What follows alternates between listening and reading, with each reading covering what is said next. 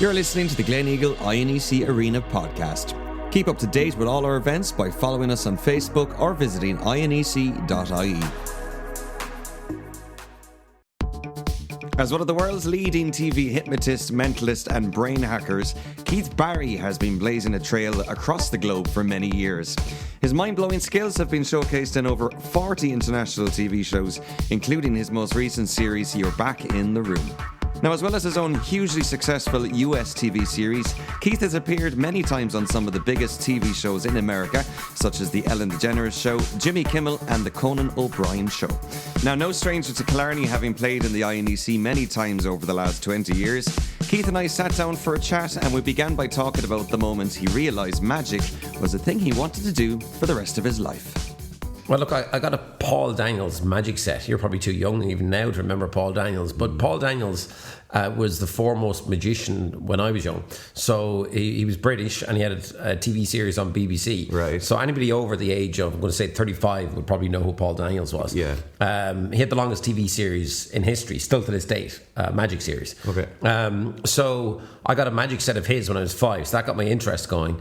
And then every year I would get a magic set at Christmas. Yeah. But then when I was 14, I got a book on magic called the Klutz Book of Magic. And I got that on a school tour in Scotland.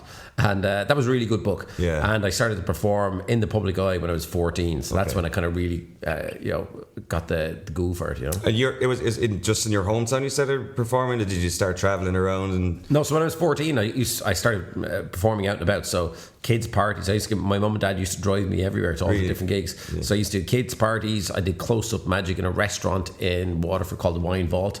And then when I was 15, kind of 16, I started doing the boats from Rosslare to Cherbourg and Roscoff as the kids' magician on the ferry. Yeah. And I was only a kid myself. But it was an amazing experience, good learning curve as well, you know, to do all different branches of magic, you know. And I can imagine, like, you kind of, through that, like, you made contacts with people that would have got you further up along the line. Yeah, I mean, I suppose.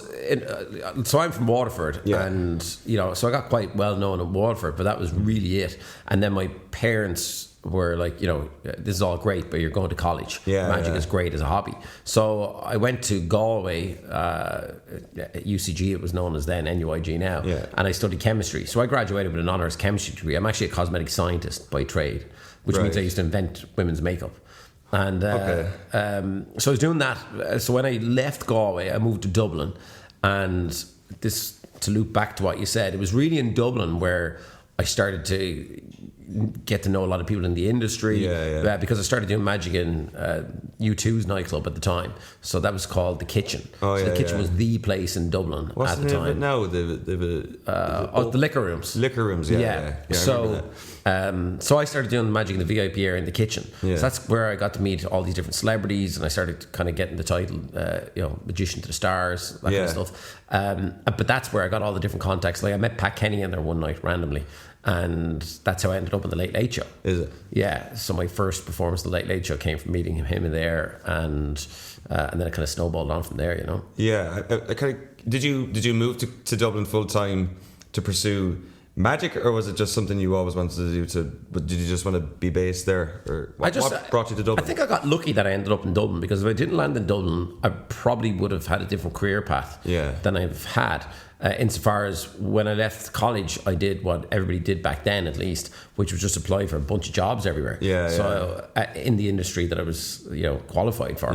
And I just got lucky that the job that I got was based in Sandyford in Dublin, which was for Oriflame, which was a Swedish cosmetics company, but their R&D department is in Dublin, and it's now in Wicklow. But ultimately, that's how I ended up in Dublin. So it was just kind of pot luck that I got a job in Merck Sharp and Dome.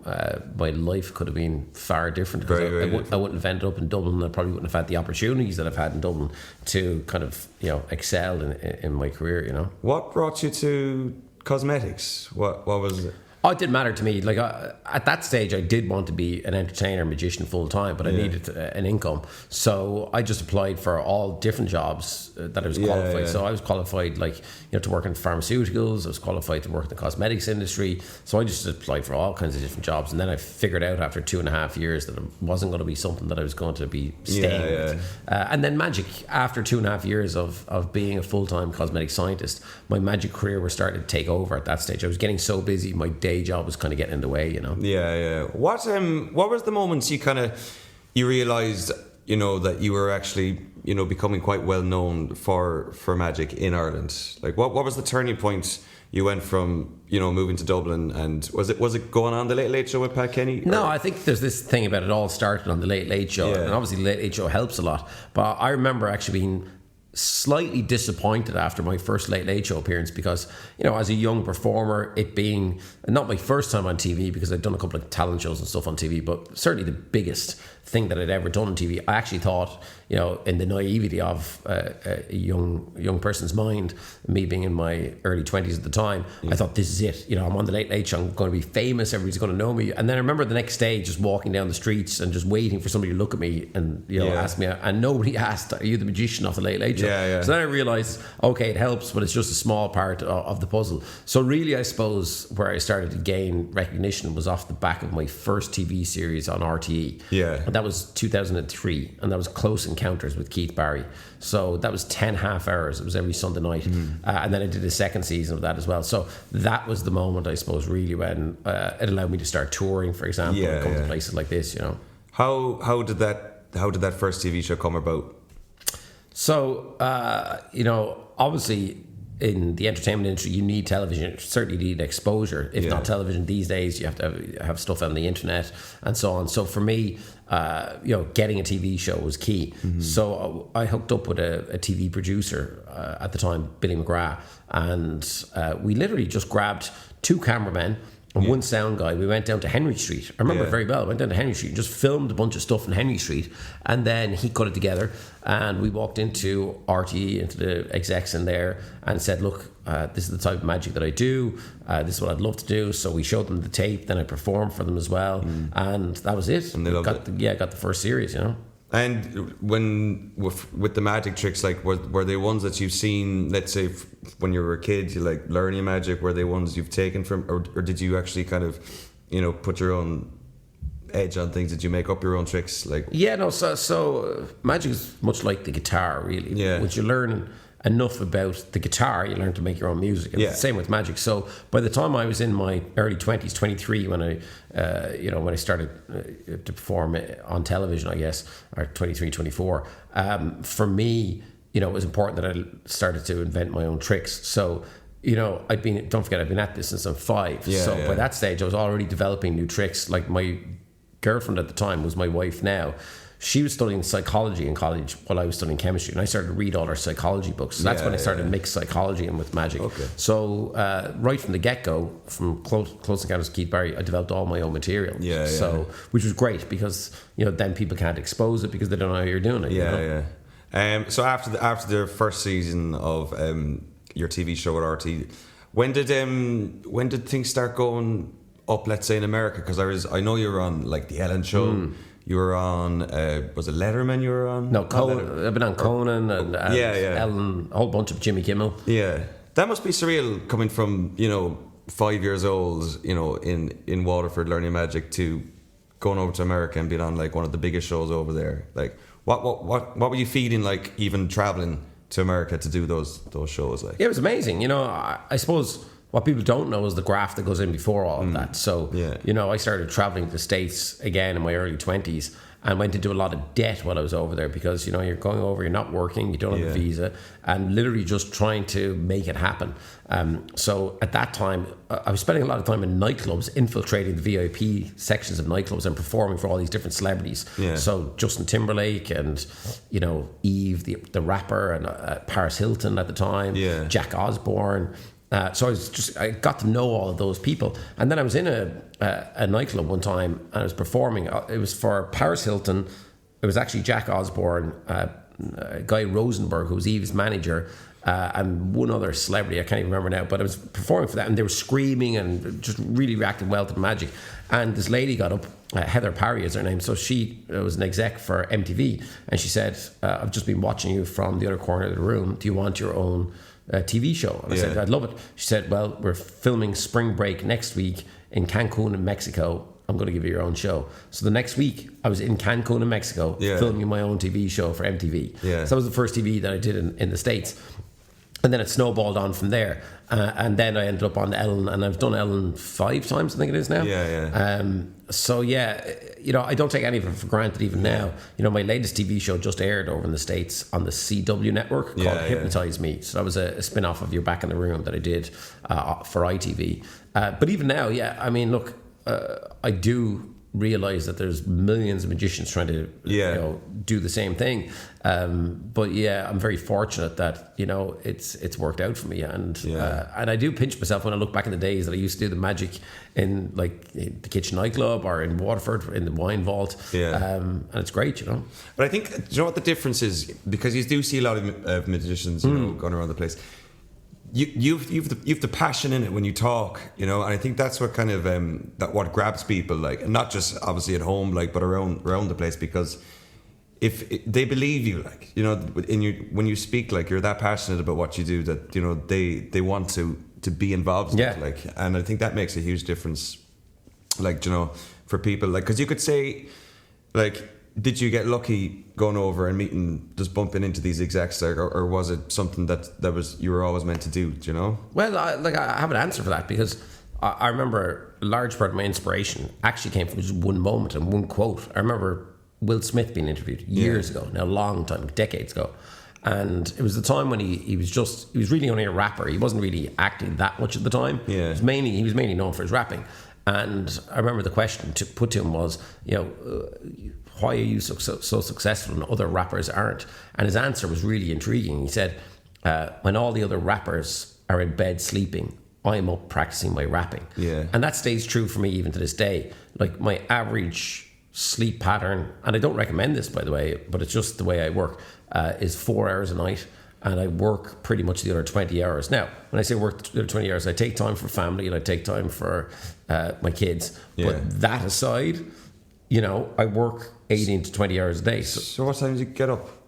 Well, this morning I got up at 8, but I was up till 3 working. So I got 5 hours sleep last night.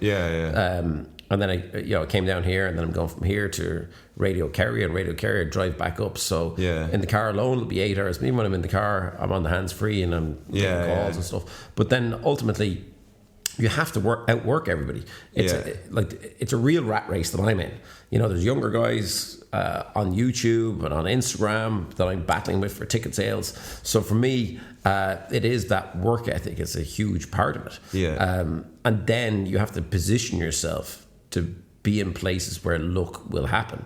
I mean, if you're sitting at home practicing The Secret and attracting, your career, it's just not going to happen for you. Do you believe in that book? I don't believe in the way it's presented. I believe in the ethos of it. So I believe you have to have a positive mindset. I believe you have to set goals. You shouldn't limit yourself at all with those goals. But then ultimately, those things aren't going to land in your lap. You have to clearly have those goals on a subconscious level and visualize them. But then you got to outwork everybody. Now, the experts, and actually, look, as a hypnotherapist, I do a lot of mind coaching. So when I'm working with somebody like, for example, Rory Best, I'll tell Rory he's got to sleep 7 hours a night. And I know the science behind it as a scientist. It's not 6 hours, it's not 8 hours. It's actually 7 hours is the optimum level of sleep. Now, if you get more than that, it's good too. But so, for example, an athlete is about 20% more prone to injury if they don't get that 7 hours of sleep. So 7 hours is kind of optimum for your mindset. But there comes a point when, if I'm putting a tour together and it's 3 weeks out and the tour is not fully ready, I got to crunch the hours. It's got to happen. Because I have so many projects on the go all the time, it's regularly 18 to 20 hour days. But I don't mind that because I love what I do. Yeah, so you don't feel like you're ever wearing yourself out working too hard? Yeah, well, I used to get sick every Christmas and spend every Christmas in bed. So there is that gamble. So yeah, I'll end up crashing and burning for about a week every year. So you do have burnout. But if you look at any of the the performers. If you look at the Netflix documentaries that are out there on performers like Lady Gaga, like she's in bits all the time. But it's because we have that work ethic. Yeah. She works 20 hours a day. The result is, you end up getting sick, and you end up. But that's part of what we do. If you're not cut out for this industry, do something else. Yeah. But I know all the performers. Like you see, like if you just type into YouTube, I laugh about it now. Actually, sitting here, I laugh about it specifically. Like if you type into YouTube, like just celebrities getting sick on stage. Yeah. You'll see them all actually just getting sick on stage. Yeah. And then one time I was down here and I was just vomiting on the stage while I was performing. I was hiding behind a big chair that was in the middle of the stage, so nobody really knew I was going to vomit. Yeah. But like I had full-blown food poisoning one time in the Olympia Theatre, and that was crazy. I ended up collapsing after that gig up in the dressing room, and had to get a shock doc, as they're called. So they call one of the doctors from a festival that was happening. He had to come in and give me 2 injections just to get me out of the dressing room. Yeah. So it's not for the faint of heart, this lifestyle, And what's the worst? What's the worst thing that's happened to you? Would that be the worst thing that's happened to you on stage? No. I mean, the worst thing that's happened was actually I used to do this effect where it was in my 8 Deadly Sins show, where I would get 2 random people up from the audience, give them 100 foot of rope, and they got to tie me to a wooden chair any way they wanted, as tightly as they wanted. Yeah. And the whole idea was I had to get out of the rope in less time than they tied me up in. And they would also wrap my head in cling film, so I couldn't see or breathe. Right. And that was the sin of greed, because I would give them 500 or 1,000 euros each if I couldn't get out in less time than they tied me up in. And then this one night, there was 2 guys on stage, and one of them, it turns out, was an amateur sailor, so he knew all kinds of sailing knots. Okay, yeah. So I knew that was going to be problematic. And then I kicked back in the chair and I slapped off the ground and I winded myself, and I went to breathe in, and I breathed in a load of cling film, and I just passed out. So I was passed out in front of 1,200 people in the Olympia, and that was that. The curtains came down, and that was the end of the show. But that's why you always put an escape at the end of the show, because there's always that risk. So that was kind of the most embarrassing thing that's ever happened, I think. It's up on, you can find grainy footage of it up on YouTube. Keith Barry escape gone wrong. Yeah, it's up there. Did they know you were passed out, or did they think it was part of the... Everyone thinks it's part of the show. It's hilarious. Like everybody, even now, people go, I bet you it was just a publicity stunt. People don't realise I had 2 more gigs on that tour, and they were both sold out, so I didn't need a publicity stunt. So no, it just went wrong. I passed out, and like that... everybody was so shocked. I think they just thought it was part of the show, and the curtain came down. Yeah. And I think they were waiting for an announcement or something, but nothing happened. They just all slowly trickled out of the theatre, And was it like your manager side stage or someone that was like, no, it was gone wrong? Yeah, the promoter Noel flew up, Noel McHale, and then my assistant Evagrius Ponticus at the time, he jumped down off a balcony in the Olympia Hotel. Right, So that's it. Everybody kind of figured out what was happening then, You were talking about your wife earlier on and your kids. Like when I was hypnotized by you, that was at least 10 years ago. Yeah. Were your kids born back then? Well, my daughter's 11 and he'll be turning 8 this year. Okay, so cool. Yeah. So she was probably just about born at that stage. How do your kids feel like in school, like when their dad is Keith Barry? I don't know. It's weird. I've asked them this question and there's no real answer to it. They're just like, whatever, Dad. It's just like, they don't really pay too much attention to the mad stuff anymore. Yeah. I think they find it humorous. I think they find it kind of interesting for themselves when I say, okay, today I want you to wrap my head in cling film, or tomorrow I want you to electrocute me in the head with a cattle prod, or whatever. They just laugh at it. And my wife is just like, I don't want to know. That's her new line now. So I just don't want to know, Keith. Don't ask me to electrocute you. Don't, it's just, I'm putting the dinner on, just whatever. And do you think that's because she just doesn't want to know if you're going to kill yourself today, or if it's... Yeah, because I go through a lot of testing as well that people don't see, I suppose. Yeah. And a lot of that testing involves me doing a lot of stupid things. So, she just doesn't want to know what stupid things I'm doing day to day, I suppose, Yeah, I remember when I was younger, I can't remember what was the name of the show you were doing, but you were in... Oh, was it the Royal Hospital Kilmainham, maybe? Could have been, yeah. And you had somebody shoot you, like, with a gun. Oh, you caught the bullet in your teeth, like. Yeah, the bullet catch. Yeah. Like, what did you... Where did that idea come from? Did you not think you were going to... So that's a very historical piece. Yeah. The bullet catch. And it's interesting you mention it. So there's a book that's been written called 12 Have Died. But actually, a lot more magicians than 12 have died doing the bullet catch. Yeah. So it's known as the kind of the black trick of magic, and everybody says don't do it because there's been so many accidents. Yeah, you're bound to be jinxed. And I remember contacting the guy who wrote that book, 12 Have Died, just asking him advice on, things to look out for, whatever. And his email back was very interesting. It was just like, just don't do it. Right. And that was it. So, of course, I went ahead and did it. But actually, I don't want to say too much, but on that day, there was something that happened before I actually performed it that could potentially have proved fatal on that day. For real, like. Right. So even if you look in history, like, Brandon Lee, like Bruce Lee's son, he died from what was just supposed to be a movie gun. And movie guns are literally just guns that are decommissioned and designed just to fire blank bullets. But whatever, a piece of dirt or whatever came out and killed Brandon Lee. So, it's not a good thing to have a gun pointed at your face. No. But look, I was young and ambitious at the time, so I loved the idea of doing it. Would I do it again? Probably. But, I've done it now, so I don't see any reason to do it again, Yeah, because that's it. Magic is one thing, but going to the very edge, like where you could possibly die, like I mean, is a completely different thing.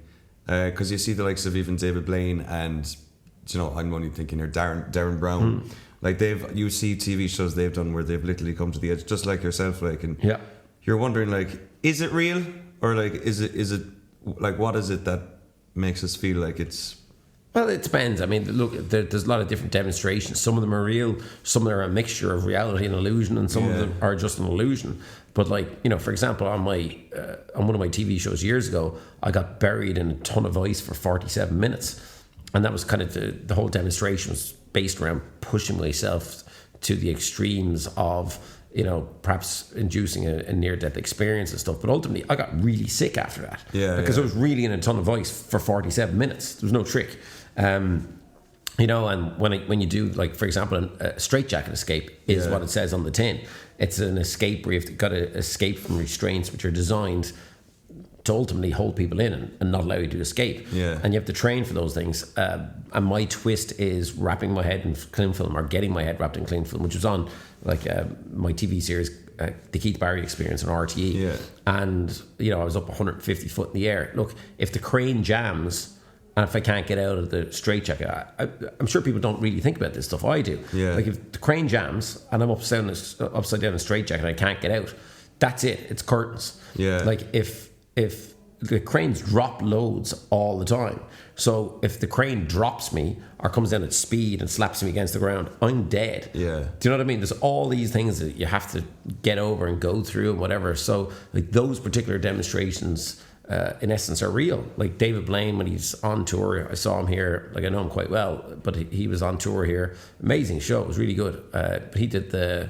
Borgosh Energy Theatre. And he held his breath for about 10 minutes that night underwater.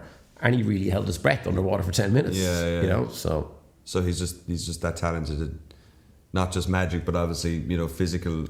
Yeah, like on one of my tours, I was doing an escape underwater, and every night I was holding my breath for anywhere between 3 and 4.5 minutes. David, when he does it, he uses what's called oxygen assist. So he's breathing pure oxygen for about 15 minutes before he does it. Super oxygenate your bloodstream. That's how you can do an extended breath hold. So, but for me, I wasn't using any oxygen assist, and I was doing an escape at the same time. But again, I trained myself to do that. I used the Wim Hof breathing technique, and I use divers breathing techniques to train my lung capacity and stuff. But I'm riddled with injuries from all this stuff. That's the bigger problem, I suppose, is just managing all the different injuries. But you have to train hard, like, before you do things like that. Like, you have to obviously stay quite fit. Yeah, and my problem is now that I'm so injured, I'm probably not as fit as I should be. I ripped my muscle. The latest injury that I have is I ripped my muscles off my rib cage about a year ago, and it's even now I'm still in physio in the sports surgery clinic up in Dublin. So it's going to take me a while to get back to any level of fitness, because I got to do just exactly what they're telling me to do to get my rib cage better. But look, I've got impingements. I bore you to death with it. I have impingements under my shoulders. I have a 7-inch plate in that leg, 13 screws in my ankle, a degenerative disc in my back. So yeah, pretty beat up. You shouldn't be trying to kill yourself and all your illusions and tricks out, like, because you could probably die, like, but it's part of what we do. So you just it's like a rugby player. You don't moan about it because it's part of your job, Yeah, you're doing it for the fans, man. Well, I hope you stay alive anyway for as long as possible. Tell me about your live shows. What's the name of your latest one? Insanity. So I'm really excited about Insanity. Of course, we're here on January 18th. And, it is my most insane show to date. Like, it truly is. So, in the first half, I examine, characters from history that were either insane or geniuses, because there's that blurred line between insanity and genius. So I examine Edward Munch. So Edward Munch, most famously, painted the Scream painting. And, it turns out at the time he was going in and out of mental institutions for bouts of insanity. Yeah. And he was getting electroshock therapy. And then I realised electroshock therapy, when I did my research on it ignites your right hemisphere, which is where your creativity lies. Yeah. So that's how he came up with those paintings. So every night on tour, I get electrocuted into my temples while somebody's thinking of something, and I got to figure out what they're thinking of while they're electrocuting me at the same time. And then Rasputin the Mad Monk, I've got demonstrations based around him, and the whole idea around him was he apparently had kind of superhuman abilities. Even when he was dying, I mean, they tried to assassinate him, so they gave him cyanide that would have killed 10 men. Yeah. He survived that, so then they shot him. He survived that. He got out of the building. Then they shot him another 8 times. He survived that. Then they threw him into the river. He survived that. And then they eventually found him dead on the banks of the river. He managed to get out, though. So he had these superhuman abilities. So every night I'd take somebody up on stage and I'd give them superhuman abilities. So I give them super strength and all this kind of crazy stuff. Yeah. And then, I also talk about Elon Musk and artificial intelligence. Yeah. And have this whole routine that I've based around artificial insanity, as I call it, because he's got a company called Neuralink. And the whole idea about Neuralink, it's all about mind-to-mind communication. And so I teach people how to have the ability of mind-to-mind communication on stage. So all these kind of weird, quirky demonstrations. And then we get into the kind of edgier stuff where, talk about lobotomies. So lobotomy is where they used to take ice picks and drive them over people's eyeballs into the brain to separate the left and right hemisphere. So I get somebody up on stage and I perform a Russian roulette with a spike and my eyeballs, right?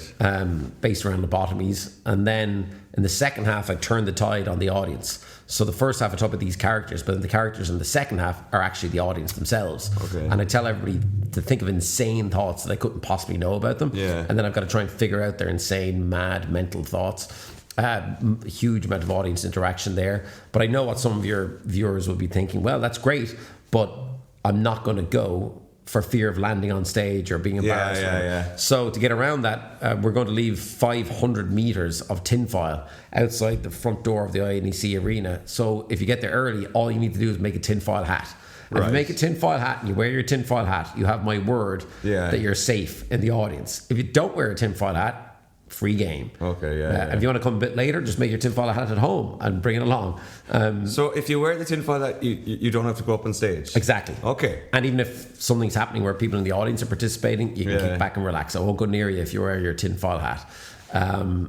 So a lot of fun, crazy, insane. There's a routine in there where we're heading towards 1,500 people coming to the INEC. Yeah. And all 1,500 people will be in the middle of a rave in the middle of my show. So it's a very modern, futuristic show. And my goal is to send people out with the thought process of that was the most insane, crazy, enjoyable show that I've ever seen. Yeah. Do you feel like, what do you feel inside you? After you go away from a show, knowing that the people are literally, they could be speechless. It's the best feeling in the world. Yeah. I do a lot of different things. Like, as I said, I'm a mind coach. I work with a lot of business people and sports athletes on their mindset. Like, I also obviously do a lot of television shows, both here and abroad. But by far the most enjoyable aspect of what I do is being live on stage, because I live for that feedback from an audience, the energy in a room. Mm-hmm. It's great, and we always stay down here and have a couple of drinks after the show. So that's what happens. I don't really think about it too much. I'm never ever satisfied unless I get a standing ovation. Because if I get a standing ovation, it's not for me. It's just that I know that everybody's had a good time and that I've done a good job, and that's really satisfying for me. Thanks for listening to the Glen Eagle INEC Arena podcast. If you liked this podcast, make sure you subscribe to this channel and follow us online for more.